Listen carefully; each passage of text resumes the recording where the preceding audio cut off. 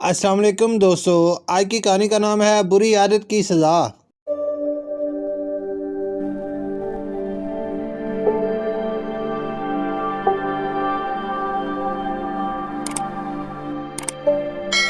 کسی شہر میں ایک بچہ محمد ادریس احمد رہتا تھا۔ وہ بہت نیک اور فرمانبردار بچہ تھا۔ اسکول میں اس کا ایک ہی دوست تھا جس کا نام سمیع تھا۔ وہ بہت ذہین تھا، مگر اس میں ایک بری عادت تھی کہ وہ چوری کرتا تھا۔ اس بات کا علم صرف محمد ادریس احمد کو تھا۔ وہ سمیع کو بہت سمجھاتا کہ چوری کرنا بری عادت ہے، لیکن وہ ہمیشہ ہی سنی انسنی کر دیتا۔ سمیع کو چوری کی عادت اس طرح پڑی کہ ایک مرتبہ محمد ادریس احمد نے اسکول سے چھٹی کی۔ سمیع نے اپنے کلاس فیلو جس کا نام حنیف تھا کو اپنے ساتھ بٹھا لیا۔ سمیع کو حنیف کا پینسل باکس بہت پسند آیا تو اس نے چپکے سے حنیف کا پینسل باکس اپنے بیگ میں ڈال لیا۔ جب حنیف کو پتہ چلا کہ اس کا پینسل باکس گم ہو گیا ہے تو اس نے سمیع سے اس کے بارے میں بہت پوچھا۔ سمیع نے کہا اسے علم نہیں ہے کہ اس کا پینسل باکس کہاں ہے۔ اس کے بعد سمیع نے سوچا کہ اگر وہ چپکے سے کسی کی چیز کو اپنے پاس رکھ لے گا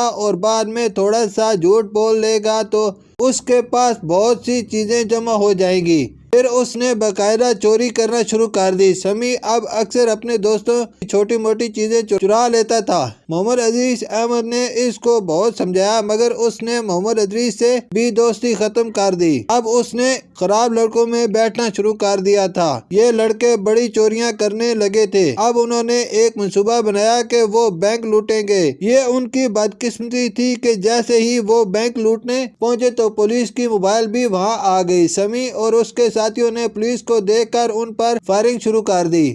اس فائرنگ سے سمیع کا ایک ساتھی اور ایک پولیس کانسٹیبل بھی مارا گیا۔ آخر کار پولیس نے سمیع اور اس کے ساتھیوں کو گرفتار کر لیا۔ جب پولیس نے سمیع سے تفتیش کی تو اس نے بتایا کہ وہ اپنے والدین کا اکلوتا بیٹا ہے، زیادہ لاڈ پیار کی وجہ سے بگڑ گیا ہے اور آہستہ آہستہ عادی مجرم بن گیا۔ سمیع کا مقدمہ عدالت میں چلا تو عدالت نے اس کو پھانسی کی سزا سنائی۔ محمد ادریس احمد نے جب یہ سارا واقعہ سنا تو وہ سمیع سے ملنے جیل گیا اور اس نے کہا کہ دیکھو میں تمہیں اتنا سمجھاتا تھا مگر تم نے میری بات نہیں سنی اور آج اس کا انجام دیکھ لیا۔ اب سمیع اپنے کیے پر شرمندہ تھا، لیکن اب کیا ہو سکتا تھا۔ شکریہ۔